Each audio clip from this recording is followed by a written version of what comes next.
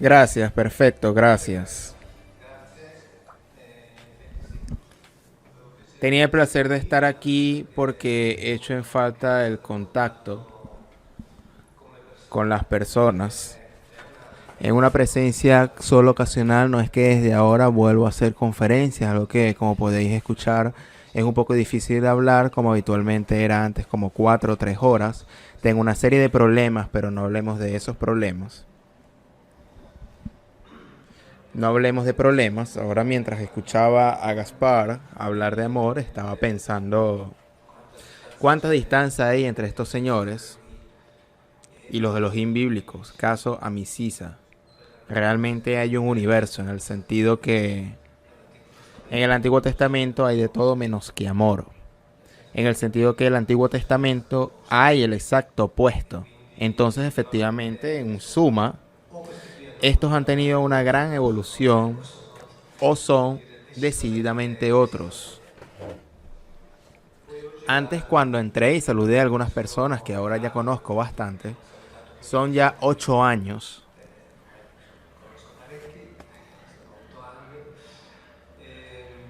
Una persona me dijo, oye, cuando hablas de un cierto tema me preocupo un poquito por ti. Entonces, no sé si podrías evitar. Le dije, mira, que tengo la intención precisamente de hablar de eso hoy. De hecho, lo mencionaré un poquito. Otra persona me dijo, ¿sabes que los que están buscando el famoso planeta 9, el planeta X, lo están buscando en cierta zona del cielo? Y le he dicho, mire, ¿por dónde? He traído algo. Pues esta tarde quería mencionar esa zona del cielo. Fue, no sé cómo decir, pura casualidad. Encuentro dos personas y ambas me hablan de un tema, ambos. Así que digamos que uno en particular es una reflexión. Sabéis que yo hago reflexiones de mentecato y me gustan. No hago las reflexiones de un doctor porque los razonamientos del doctor son muy difíciles para mí. Casi prefiero hacerlo más simple, hacer aquellos razonamientos con los cuales nos entendemos. Entonces, en vez de traer el sólido maletín y los sólidos libros, he traído solamente algunos folios. Os quiero leer, pues no están escritos por mí, sino que vienen de ambientes bastante importantes. El hecho de que yo no esté haciendo ahora actividades públicas y que no esté tampoco en las redes en 2018 no significa que el trabajo esté parado. En el sentido que en este momento hay muchos proyectos en curso, es decir, en curso en el sentido de que se están llevando a cabo. Hay un proyecto con uno que pertenece a las fuerzas de seguridad, policía, guardia civil, carabineros. Estamos estudiando toda una serie de cosas relativas al norte de Europa, siempre relacionadas con la Biblia. Es algo que, en fin, están saliendo cosas que con una licencia en leyes se están examinando algunos miles de documentos judíos, de los cuales se extraerá el posible nuevo conocimiento de la historia que nos contaron, siempre partiendo de la Biblia. Pero en referencia con la historia moderna, por moderna quiero decir de los últimos siglos, con un archivista bibliotecario gran experto de lengua y literatura de latín y griego, estamos trabajando en otra dirección. Y con un conde alemán, grandísimo experto en lengua, mucho más antiguo del latín y del griego. Estamos trabajando en otra dirección, por lo tanto las cosas están saliendo adelante. Pietro Ufa está siguiendo por la vía que ha sido abierta. Hoy estaba, por ejemplo, el colega Ragusa, que esperaba poder conocer un colega suyo, no mío, obviamente. Esperaba conocerlo, pero no fue posible. Habrá otra ocasión. Así que las cosas están avanzando. Hay algunas curiosidades. No sé si aquí hoy se mencionó lo que dijo la doctora Bárbara Negri, que es la responsable UNITA Explorazione Overnazionale del Universo de la Agencia Espacial Italiana, de la observación del universo de la Agencia Espacial Italiana, y ha dicho, en la cadena TV 2000, que es el canal de la Conferencia Episcopal Italiana, ha dicho que nosotros, es decir, nosotros entendidos como humanidad, podríamos ser el futuro de un experimento de formación de vida, es decir, un experimento hecho por alguien, alguna civilización superior podría haber implantado en la Tierra el experimento hombre. En el libro que saldrá en noviembre, imagino, creo que he tenido tiempo de entregarlo en junio, que saldrá en noviembre, se titula Las puertas de los Elohim. Con el doctor Barbeta hemos examinado literatura hebrea extrabíblica, literatura rabínica y relatos egipcios, que nos hablan de las posibles zonas del cielo de las cuales ellos habrían eventualmente venido. Ya sabéis que yo siempre hago como si fuera verdad, por lo tanto no es un problema cuando se finge que no hay problema. Se puede incluso fingir que Pinocho es real, ¿no? Después, aunque haya ginecólogos, que no puede suceder porque son personas inteligentes, que salen y dicen, ¿cómo puedes fingir que Pinocho sea real? Todos sabemos que como nacen los niños. Pero a mí, aparte que yo no lo creo, no me interesa. Yo hago como si Pinocho es real en el momento en que lo declaro honestamente y se acabó. Quien quiere escuchar lo que tengo que decir, lo escucha. Quien no quiere escucharlo, no los escucha. No hay absolutamente ningún problema. Y una de las curiosidades que quería contar en esta es esta. Es de septiembre del 2018. Encontraréis en internet, ha sido publicada por Rai News, donde se dice que sabéis aquellos de vosotros que conocen toda la saga de Star Trek. Sabéis que el Dr. Spock era del planeta Vulcano. Bien, la noticia que fue publicada es que el planeta Vulcano, obviamente, si está allá arriba, no se llamará así, pero existe de verdad. Existe en la constelación que gira en torno a la estrella 40 Eridani A. Lo interesante es que los guionistas de Star Trek lo situaron allí hace 30 años, solo que lo han conocido solamente ahora. Por lo tanto, los guionistas de Star Trek sabían mucho más. Esta es otra de mis convicciones, que la ciencia ficción no es fantasía presentada a la ciencia, sino que es un sistema a través del cual nos dicen cosas que ya se conocen. Nos lo dicen de una forma que sea para nosotros aceptable. Para quien lo quiere aceptar dice, ah, sí, podría ser verdad. Otros dicen, no, es pura fantasía, ¿a quién le importa? Como toda la tecnología que tenía Star Trek hace 30, 40 años, ya la tenemos toda ahora. Toda. Sabéis que también el teletransporte ya ha sido experimentado y para los rusos entre el 2050 el teletransporte será entre comillas normalidad.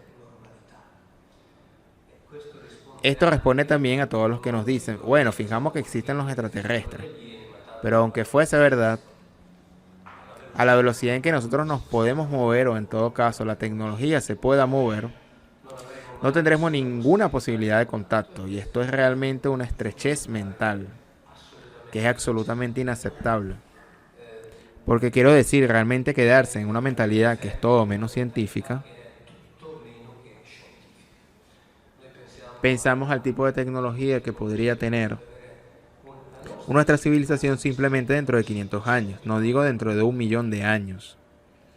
Dentro de 500 años no podemos ni siquiera imaginarlo. Así que el hecho que ciertos lugares en el espacio pueden ser alcanzados a un lugar para nosotros inimaginable es absolutamente ya posible.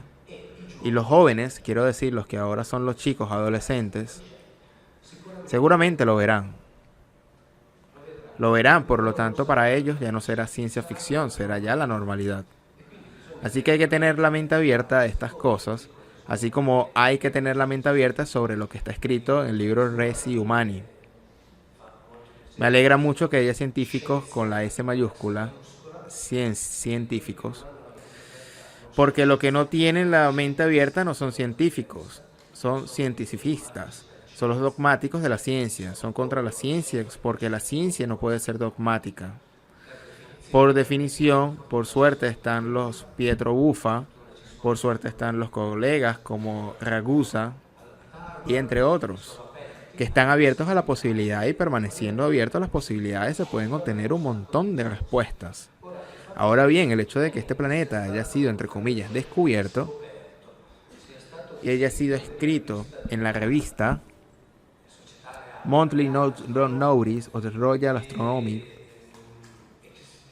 y que diga que es un planeta que puede tener vida, nos hace pensar que hace 30, 40 años, lo hipotizo, le coloco justo allí, quizás sabía algo más de lo que nosotros podemos imaginar. Por lo tanto, los que escriben ciencia ficción son guionistas y no actúan solo con la fantasía, sino con lo que trabajan. Y trabajan, digamos entre comillas, siendo informados, porque sabemos que hay varias formas de desplazarse en el espacio. Sabemos que en la Universidad de Nápoles ha sido construido un primer prototipo de un agujero de gusano. Es decir, el sistema para viajar a través del espacio-tiempo, y aquí hablamos de la Universidad de Nápoles. Es como decir, hay otra posibilidad. Por lo que es inteligente y por lo menos de sentido común, mantener la mente abierta. Por lo que es inteligente hacer eso. Y pensar que cuando nosotros nos encontramos frente a preguntas a las cuales creemos no tener respuestas, es suficiente a veces que miremos atrás y que fijamos que sean verdad las respuestas que nos dieron los antiguos y tenemos las respuestas. Es decir, cuando yo escucho ciertos científicos, leo, sé los nombres y apellidos, pero como no me gusta ir a lo personal, no me interesa. Probablemente no sabremos nunca, dicen. Pienso en los Pietro Buffa, etcétera, que dicen, tal vez haya la posibilidad de saber. Ok. Esta es la diferencia sustancial, porque los Pietro Buffa no son los arrogantes, al opuesto a aquellos que dicen, no, total, esas cosas nunca lo sabremos, puesto que para la ciencia ciertas cosas no aceptables. No, los científicos de verdad dicen, tengamos la mente abierta. Y si tenemos la mente abierta, quizás podremos saber. Bien, ¿por dónde empezamos? Podemos empezar por un montón de temas. Daniel le señaló un cierto comportamiento del cual somos víctimas.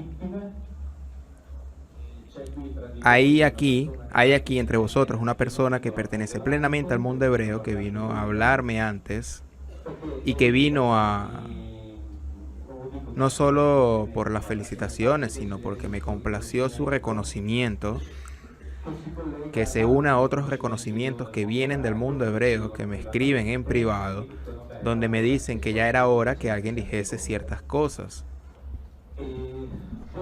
Quiero hablar de ciertos trabajos que estoy haciendo. Ahora estoy trabajando en un libro que saldrá en mayo. Estoy trabajando en una investigación que estamos llevando a cabo sobre la relación entre el antiguo Israel y el norte de Europa, algo que te pone la piel de gallina. Estoy trabajando en una graduada en Derecho,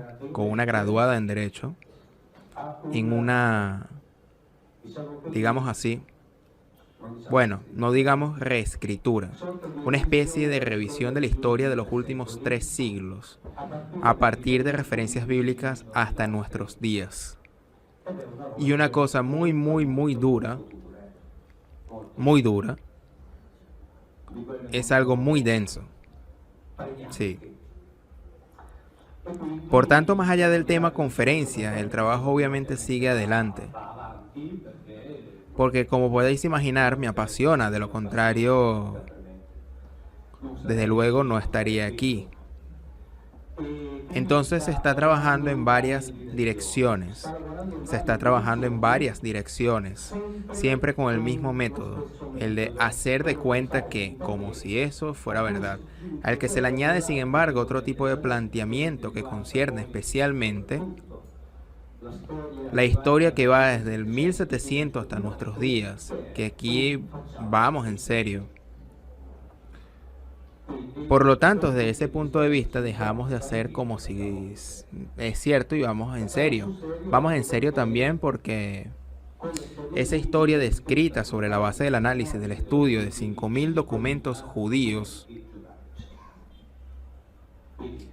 por lo tanto todos procedentes de fuentes internas judías, ninguna fuente exterior. Y en definitiva es necesario que finalmente alguien diga ciertas cosas y que esas cosas se pongan a disposición de la reflexión de las personas. Porque como sabéis, ese es mi propósito. Procurar que las personas sepan que más allá de lo que oficialmente nos es relatado por la historiografía oficial, hay otras posibilidades, hay otras hipótesis y otros contenidos. Hay otras, entre comillas, verdades.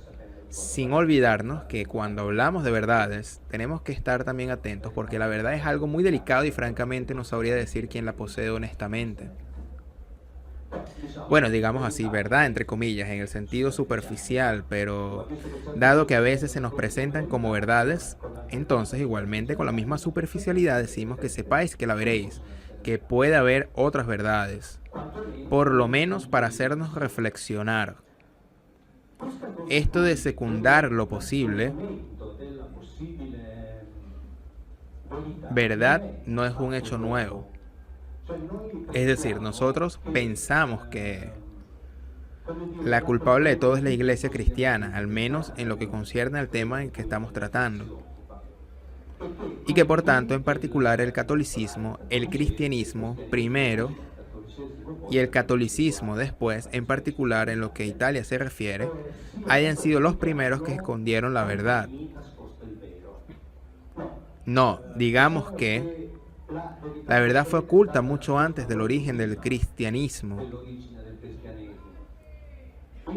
La ocultación de la verdad ocurrió también dentro del mundo hebreo y continúa efectuándose dentro del mundo hebreo. Como me señalaba hace un rato el amigo hebreo que es bien consciente de esto, pero sucedió todavía antes del mundo hebreo. Lo curioso es que nos los cuentan los mismos padres de la iglesia, esos que han construido esa religión que conocemos, en la cual quien más, quien menos, hemos sido educados, pero ya sabían y ya escribían tranquilamente que la ocultación nació mucho antes, muchos siglos antes. Y ahora, para hacer algo útil, lo leemos directamente de quien lo escribió.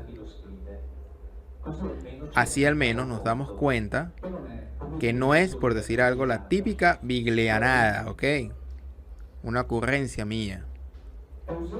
Eusebio de Cesarea, 263-239 después de Cristo, es padre de la iglesia, uno de los grandes constructores del cristianismo,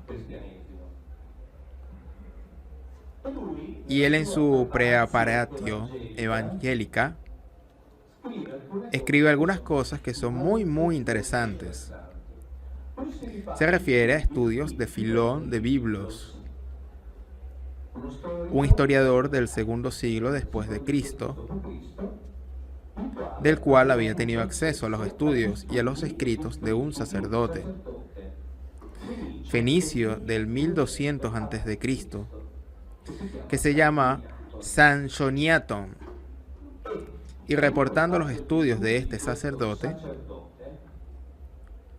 del 1200 a.C., escribe que en el transcurso de la obra, Sanchoniaton reconoce que las divinidades, estamos en el 1200 a.C., ¿ok?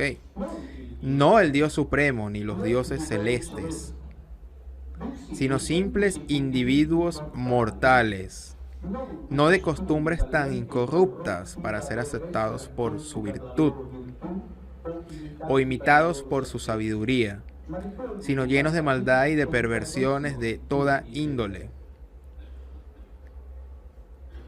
Cuando leemos la Biblia, encontramos la descripción sustancialmente de uno de estos, de Yahweh, que era uno de los muchos Elohim. Pero no estaba solo él. Nosotros estudiando la Biblia tenemos conocimiento de él Pero no estaba solamente él. Después de hacer estas observaciones, él critica duramente a los escritores que vivieron en épocas sucesivas por el hecho de que de una manera falsa y arbitraria interpretaron de manera alegórica, fundándose en explicaciones y teorías y por lo tanto desvirtuando los mitos relativos a los dioses. Es decir, lo han interpretado falsamente como si fueran alegorías, de manera alegórica, que es exactamente lo que se continúa haciendo en la actualidad. El que nos dicen constantemente que debemos hacer. Eso es lo que nos dicen. Es decir, debemos leer los relatos antiguos en clave alegórica y metafórica. Eso es lo que nos dicen. Porque no son ciertos. Porque los antiguos tenían tiempo para perder. Porque tenían la computadora en la cual escribían. Cuando no les gustaba, lo borraban. Después reescribían. Después cambiaban. Como nosotros. Pues no.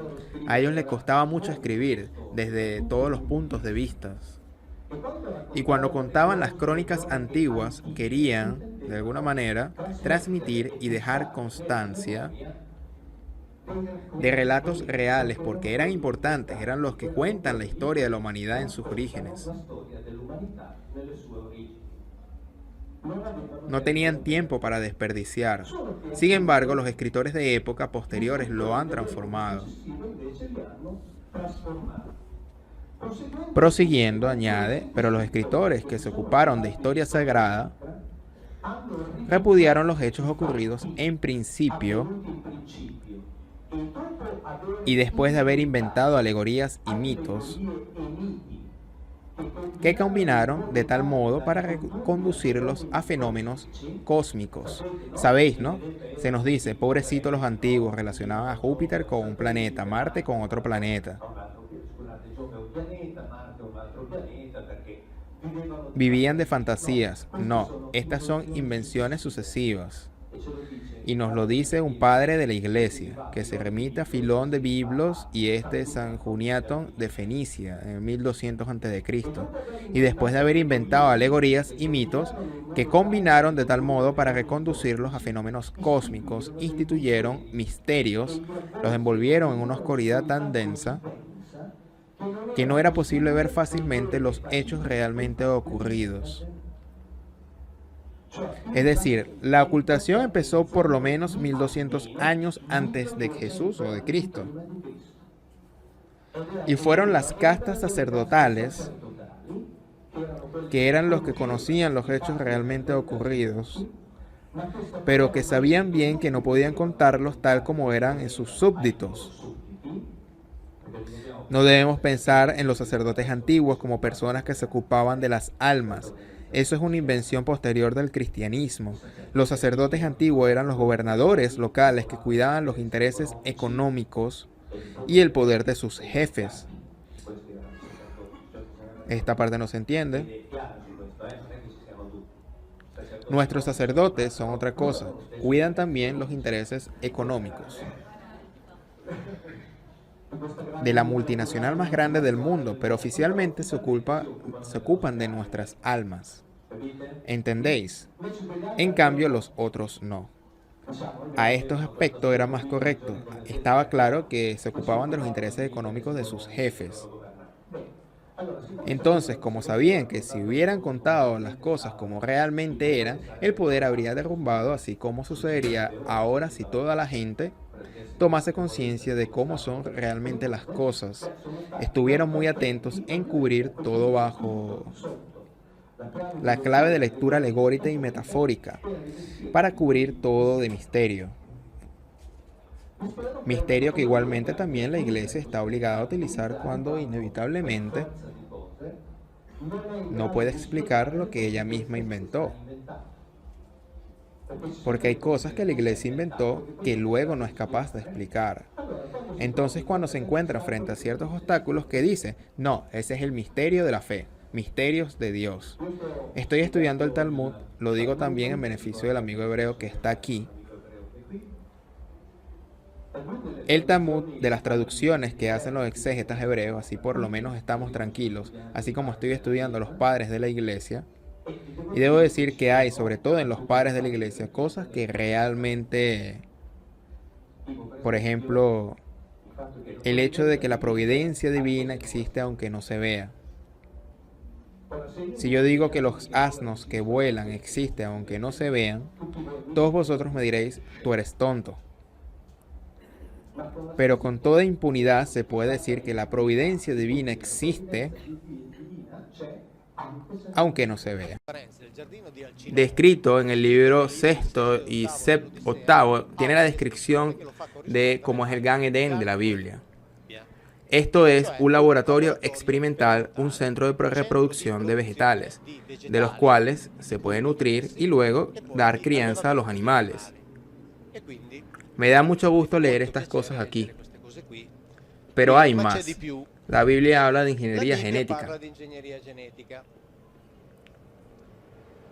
Yo siempre digo que la Biblia hagamos de cuenta de que esto es verdad, entonces yo cuento eso que leo, y si después que leo eso resulta ser una mentira colosal, yo les cuento entonces que es una mentira colosal. El problema no lo tengo yo, el problema lo tienen los teólogos que de allí recaban la verdad, por tanto si descubrimos que la Biblia es un cuento, pues por mí no hay ningún problema.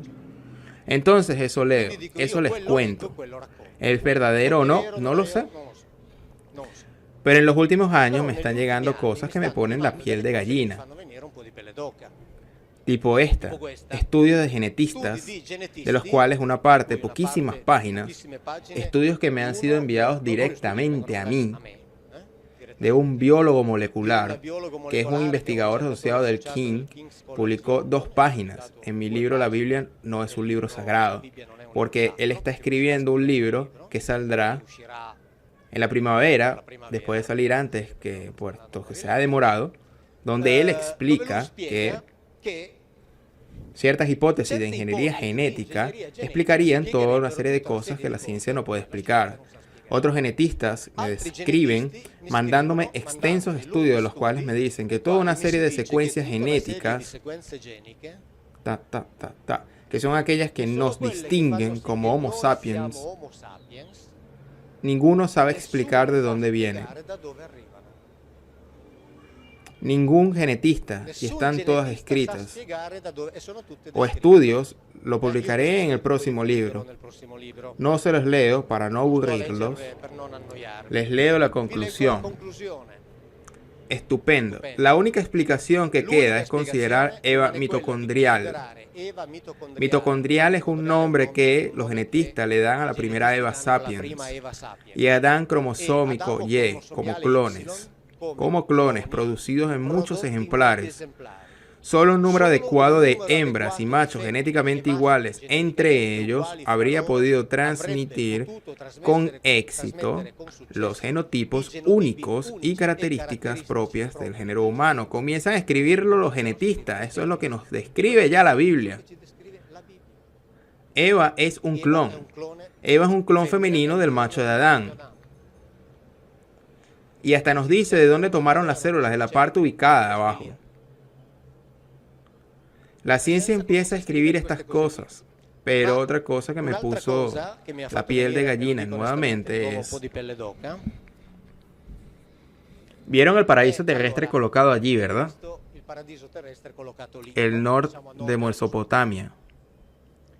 Se lo escogieron como lugar y hacían una serie de experimentos. La ciencia, agosto del 2014. Nos habla del trigo, de cómo tuvimos nuestro trigo. Escuchen lo que escriben. Mucho antes de la invención de la agricultura, un componente salvaje, familia Triticum orartu. Orartu es la cadena montuosa donde está el arar, o llamado orartu, porque está allí. Entonces, un componente salvaje, Triticum orartu, experimentó, entonces fue la planta la que la experimentó, un evento genético que jamás podría haber sucedido. Englobó completamente el entero genoma de otra planta Lo escriben ellos. Ocurrió, pero no podía suceder. Imposible. Pero no podía suceder. Pero aquí no termina. Hace 8.000 o 9.000 años, en la región comprendida entre la actual Armenia y suroeste del mar Caspio, siempre allí, ocurrió un segundo evento genético imposible. El Triticum desconcum, completamente un genoma de otra planta, para generar el Triticum espelta, luego una serie de ulteriores modificaciones genéticas, llegaron nuestro Triticum stivum, el grano tierno con el que hacemos nuestro pan. Lo escriben ellos, todas cosas que la naturaleza no pudieron ocurrir. Y en vez de ello, ocurrieron, pasaron. Demos paso de una vez y nos preguntamos quién los hizo. Nos cuentan los textos antiguos quién los hizo. Nos lo dicen, allí tenían el Gan Eden. Allí experimentaban, allí cultivaban todo esto, criaban todo tipo de animales que les servían. Y aquí está escrito. Ocurrieron modificaciones genéticas, porque por sí solas no parecen, y eso está escrito. Demos el paso, en vez de continuar diciendo, no es posible, todo es mentira, todo es mito, fábula. No, hagamos de caso de que es cierto, y quizás una serie de cosas más. La Biblia nos dice que hicieron al Adán, ya dijimos cómo, y después dice que en un cierto punto el Adán lo pusieron en el Gan Eden. Lo que significa que no lo hicieron en el paraíso terrestre, fue hecho en otra parte. La genética actual está identificando 4 linajes humanos, de los cuales el más antiguo, el conocemos como Sapiens clásico, que surgió en el suroeste de África. Entonces allí hicieron los primeros experimentos en los homínidos.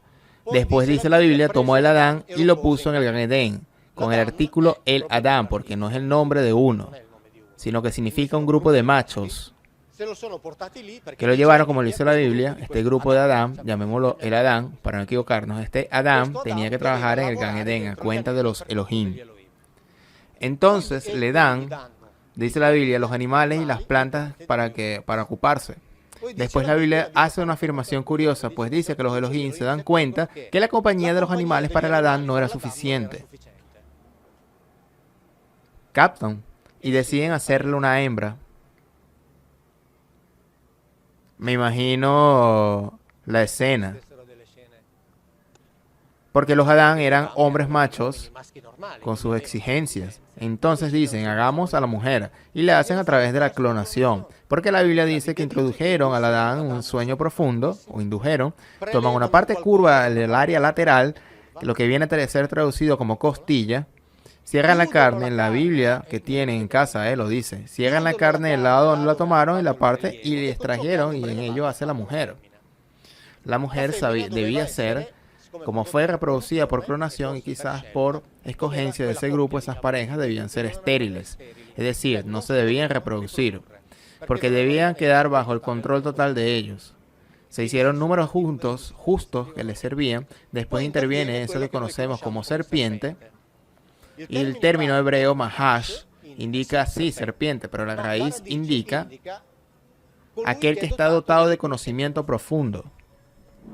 Aquellos que quizás hoy nosotros conocemos como genetistas, aquellos que tienen el conocimiento profundo interno del hombre, van al centro del núcleo, van al patrimonio que hicieron y que son ellos, han utilizado el Selén de los Elohim. En un cierto punto, algunos de esos están en conflicto con la voluntad de los jefes, convierta a esa pareja fértil. Cuando esos dos se vuelven fértiles, si ustedes leen la Biblia verán que dice que el hecho de que dieron cuenta de estar desnudos se cubren y se esconden. No es que se esconde entre ellos, no es que nace el pudor, pues estaban desnudos desde el primer minuto. Ellos se esconden de los Elohim. No quieren que los Elohim sepan que ellos ya saben para qué sirven esos y se pueden reproducir. Los Elohim no son tontos. Ellos dijeron, muy bien, ustedes hicieron estas escogencias, ahora son como nosotros, así lo dice textualmente. Entonces, fuera de aquí. Fuera de aquí. El concepto de árbol del bien y del mal Nada tiene que ver lo que se les ha enseñado. Ni siquiera en la Biblia está el significado que ellos hayan entendido. El concepto teórico del mal, lo que es justo o injusto, lo que es bueno o no, los términos hebreos dicen que desde ese momento ellos experimentarían los efectos positivos y negativos de la decisión que tomaron. Tanto es que dice el Adán, ahora cuando tengas hambre, será de ahí, comerás. El problema de comida es que no tenías. Ahora fuera de aquí, será cosa tuya que resuelvas. Y a ella le dicen, ahora entenderás, pero no es de condena, es lo que define una sentencia, ¿ok? Quisiste tomar una decisión, bueno, ahora entenderás que hacer hijo daña mucho y no te condena a sufrir. Tomaste esa decisión. Verás cómo te hará mal. Nacemos muy pronto. Nacemos con la cabeza muy grande. Nosotros somos los animales que tienen estadísticamente en el parto porque nos hicieron mal. Porque desde un cierto punto en adelante la evolución cesó de operar. Operaron estos dando golpes de aceleración para transformar unos homínidos en seres capaces de reaccionar y seguir órdenes. Esto ha traído hacia nosotros una serie de disfunciones. Ha hecho que nosotros seamos, respecto al planeta Tierra, unos extraños. Piensen por un momento. Cualquier animal tiene un ambiente o nicho ecológico, un sistema natural que está perfectamente adaptado. Prueben pensar en el ser humano desnudo y encuentren un sistema natural en el cual hombre está por natural o naturaleza adaptado. No hay uno. No hay adaptación. No hay uno. Nosotros debemos intervenir sobre el ambiente exterior y modificarlo. Porque nosotros desnudos en cualquier parte morimos. La naturaleza nos mata. Porque no nos adaptamos a nada. Para usar el significado que está en los diccionarios italianos, nosotros somos respecto al planeta Tierra un alieni, un extranjero, que no significa aliens, sino extraños. Porque en un cierto punto fuimos hechos muy velozmente, y los Elohim lo sabían. Le dicen al Adán cuando lo sacan, tú dominarás sobre los animales, porque el hombre puede solo dominar. Dominar quiere decir intervenir en el ambiente y modificarlo. Si quieres vivir de otra manera vas a morir. Somos inadaptados. Termino con esto algo que es curioso. Cuando Eva fue tentada por la famosa serpiente, se dice que come el fruto.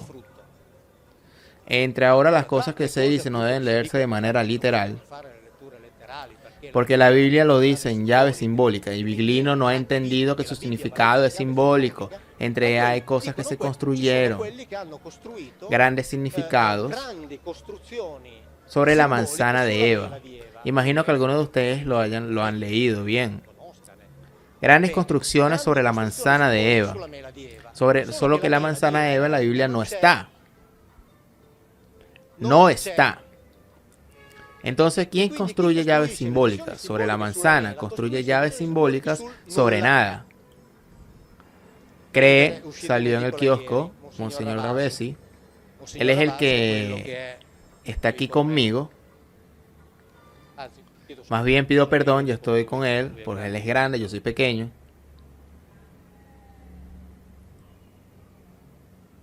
Monseñor Ravasi es en esta entrevista sobre la Biblia, dice cómo sucede cuando usas el texto en lengua original y ves u otros te hacen notar ciertas sutilezas de la lengua que te sorprenden. Y siempre a propósito del Génesis, no está escrito en ninguna parte que el árbol de la tentación sea un manzanar. La manzana no está. Búsquenla, Si la encuentran, me mandan una caja.